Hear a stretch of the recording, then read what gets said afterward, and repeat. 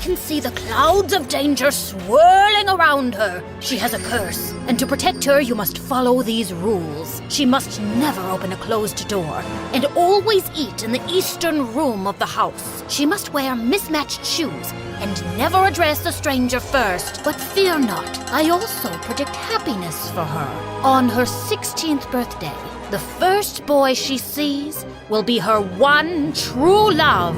Hey guys, it's T from Oregon. A little weird, yeah, but it's all thanks to this fortune teller who said I should have a name starting with T. I mean, why not Tina, Tyler, or Talia? Anyway, don't forget to like and subscribe if you want to know my crazy story and ramblings. You guessed it right. My parents were believers in superstitions and horoscopes, and that's the short of it. But Mom was the worst. Like once I asked her to buy me a toy, and it said on her horoscope that she shouldn't invest that day. No toys.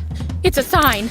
I didn't understand it at the time, but when I was 5 years old and I was at my aunt's house playing with her cat, I opened the back door, and suddenly an enormous box full of dishes and glasses came crashing down in front of me. It slightly hurt the cat, and an icy chill ran down my spine. My mom was totally right. She knows best. My parents immediately took me to the fortune teller for more advice, but they couldn't find her anywhere. She was gone. So they removed all the doors in our house and told me to stay inside. But Mom, what fun am I gonna have inside? Oh, honey, I'll play with you. My parents did their best to make me happy.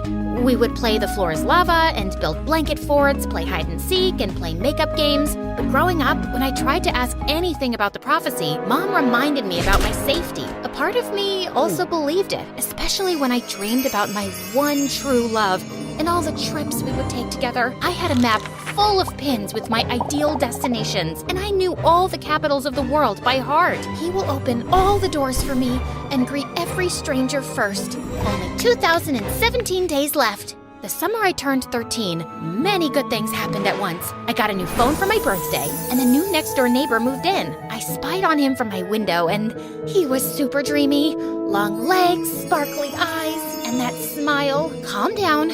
Maybe he's just cute from a distance. Since his room was just across from mine, I used to zoom in with the camera of my phone, but all I could see was the spider crawling down the wall and a poster for a video game he liked. Bingo! I downloaded the game on my phone and only 2 players in my area. That must be him. Yeah, we girls make the best detectives, right? I went from fighting imaginary potatoes to defeating trolls and orcs online, and it was so much fun, and he noticed me. Hey, you're pretty great at this. Want to team up? Sure, you're pretty good too. Thank you. I saw from your profile that you're local. There's a gathering of players this weekend. Want to come? All those new people? What if I slipped and talked to someone by mistake?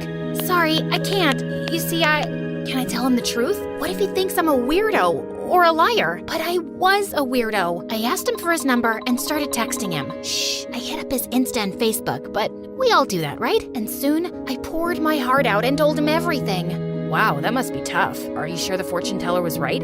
I never met her, but my parents are absolutely convinced she was, and I want to trust that they know what's best for me. I don't know if there's a fate worse than staying locked in all the time. When I went to bed that night, Sebastian's words kept ringing in my ears. I dreamed that I was going to school and traveling everywhere, so when I woke up, the disappointment was too much. I think you're right, but now I need to convince my parents too. And so, my campaign for free tea began. I stuck my forehead closer to the radiator to fake a high fever, but I just got a red forehead for my trouble. Then, I turned on the water tap in the kitchen to flood the floors and send my parents outside. But my mom just got out the mop, and I ended up having to help her clean. I wrote letters pretending to be a long-lost cousin needing help, and even snuck out at night. But I was caught by the traps my dad had set up. Nothing worked. Oh dear, she's gotten to the rebellious age, right? Nothing I do seems to work. And just then, there was a tap-tap sound. Someone was knocking at my window? Could it be burglars? Should I scream now? I got my hair straightener and my perfume spray. Hi, it's Sebastian. Hi. I'm T. Yeah, I know. My teammate and my friend. I can hear you cheering from my room. You talk to yourself a lot, you know. How embarrassing. Was I that obvious? And I'm about to slip. I opened the window and he climbed in. I was too nervous. I had a boy in my room, and he smelled so good. I thought boys were all smelly, but he smelled like rainbow cake with sprinkles. My brain short-circuited, and I could only look at him like a fish. I apologize for scaring you. I've tried to visit you before, but your parents always sent me away. Our T is very frail. She can't have visitors. I'm here to help you. Is there something your parents believe in more than a curse? No, they're obsessed with it. And just to make extra sure, my mom checks the horoscopes too. The horoscope! That was the answer! Sebastian printed a free daily horoscope and put it every morning under our front door. Then, we set out to make its predictions true. On the first day, I had him hide out of the window with the water hose. Look, this horoscope says it'll rain with a clear sky. And look outside! It's raining, but the sun is also shining! The next day, he put a super smelly fish under the hood of our car. And the day after, he threw a ball at our window, which landed in my mom's soup. All of it was predicted by the horoscope. This went on for a few months, and Sebastian even asked some of his friends to set up predictions for my mom. She believed in it so much, she wouldn't leave the house without checking it. It's time to make our move. Look, Mom, it says that girls named after a drink will have good fortune all year. I'm sure this counteracts the fortune teller's warning. This horoscope is never wrong. I really want to go to school. I'm not sure. But T's all grown up now. She knows she must not open any doors, right? Yes, of course, Dad.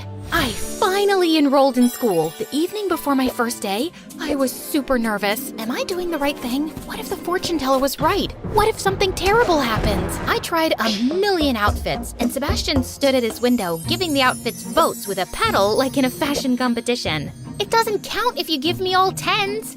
My first day was fantastic. I asked Sebastian not to tell anyone about my curse because I knew no one would believe me. He agreed and didn't laugh when I opened my backpack, and instead of books, all of the good luck charms my mom had stashed in it fell out. Here, you can read mine. I still had to eat alone in the supply closet because it was the room to the east, and I became a pro at never opening doors. If one was about to close, I'd just throw my books at it to stop it. At once, I couldn't get out of the bathroom because no one was there to open the door for me. And fortunately, Sebastian came to my rescue. Oh, thank you. I was about to climb into the cubicle. You can't really believe this rule about the door, T. There's no such thing as a curse. What if there is? I'm not so sure I can risk it. Or, I don't want to put anyone else at risk. As my 16th birthday approached, I eagerly anticipated meeting my one true love. But I like Sebastian. He's kind and funny, and he wants to travel too. I just needed to make sure I gave fate a little help. Again. So the morning of my birthday, I stared at Sebastian's window, waiting for him to appear, but the blinds never came up. Maybe they're broken. I waited outside his house for him to step out. Come on, T. You'll be late for school. I hoped that he just got out super early and I had missed him, but when I got to school, the first person I saw was the janitor. No, the fortune teller said boy, and he's a man. I still have a chance, so I kept my eyes closed and started inching toward my class. Hey, watch out. OMG, it's Francis. He was the hottest guy in school. He was tall, had the best hair, and was in a band. All the girls in school wanted to date him, but he'd never gone out with anyone. Aren't you the girl who always eats alone in the supply room? Yeah, I know it's weird, but... No, I dig it. Make your own rules, you know? What's your name? T. Wow, that's a cool name. Unique. See you around. He smiled at me, and suddenly, everything was really warm. Oh no, maybe I'm sick. Wait, no, that's what happens when you blush. Does it mean he is my one true love? What about Sebastian? I called Sebastian. Why aren't you at school? I got food poisoning, and I'm sick at home. Sorry, I didn't get to wish you a happy birthday in person. I was super disappointed, but the fortune teller was very clear. The first boy I saw on my 16th birthday was Francis, not Sebastian. It's not like he ever confessed. Maybe he doesn't even like me. Suddenly, Francis was everywhere. Wow, you decorated this supply closet like a restaurant. I'm participating in a door opening competition. Let me help you. Oh, this is your house? Wow, what a coincidence. I was cursed, but I wasn't stupid. Are you following me? I guess I kinda am. Sorry, but you're different, and I like that. Would you like to go out with me? Crash! I turned around and saw Sebastian looking at me from his garden. He seemed super angry, but before I could say anything, he stormed back inside. Remember, T, he's not your one true love. You don't have to feel bad. He's my friend, and he'll understand. I started going out with Francis, and I became super popular. Everyone wanted to be like me, and the supply closet became so crowded that there was a line outside to eat. The only one who avoided me was Sebastian. He even stopped playing our video game. Now he was always angry, and one day he snapped at the teacher, and he was told to sit in her office. This is my chance. If I also get detention, we'll be sitting together, and he'll have to talk to me.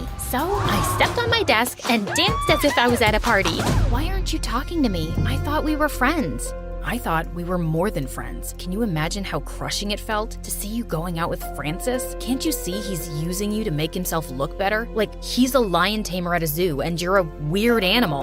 Wow, you're calling me a weird animal? I'm saying he treats you like one. I think you're great and cute, but I can't stand that you've let the word of a stranger rule your life. But the fortune teller, she's a fraud. Here, look. He showed me his phone, and there was a video of a woman in prison. It's not my fault if people are so gullible. I told parents their child was cursed, and to get rid of the curse, I gave them 2 options. Either follow some impossible made-up rule, or buy one of my magic charms. And yeah, most parents went for the charm. But there was this one couple who decided to do both. They named their kid something like soda or latte or cappuccino. I mean, come on, guys, you're just asking for trouble with a name like that. I was so shocked, I almost dropped the phone, but Sebastian had left the room and closed the door behind him. I was trapped. Open the door. Nothing will happen. Trust me. This was the hardest thing I'd ever done in my life. But Sebastian is on the other side, and I trust him more than I trust anyone else. I closed my eyes, pushed, and I fell on the other side, right into Sebastian's arms. You caught me. I will always catch you. Everything was good so far, and I looked into Sebastian's eyes, but Francis appeared, ruining the moment. Hey, I made a "My Girlfriend is Cursed" t-shirt. Wait, what's going on here? What are you doing with him? I finally see reason. I'm not cursed. What? So you're like normal now? As normal and boring as it gets. Let's break up, okay? Not even a teeny tiny curse? Bye, Francis.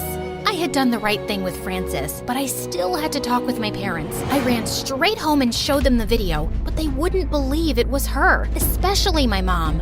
I love you guys, and you can believe what you want, but I can no longer follow your rules. I want to be free, and I don't want to believe in some silly superstition. I tried to convince them, but I knew it wasn't easy for them to change. But at least they understood that they wouldn't control me anymore. I went to school, I ate in the cafeteria, and I opened every closed door there was. Now, I have 18 ways to open doors. And yes, my parents get mad when I do it with my foot. And of course, I took Sebastian's face and kissed him in front of everyone. Because you should always follow what your heart tells you. The heart is always right.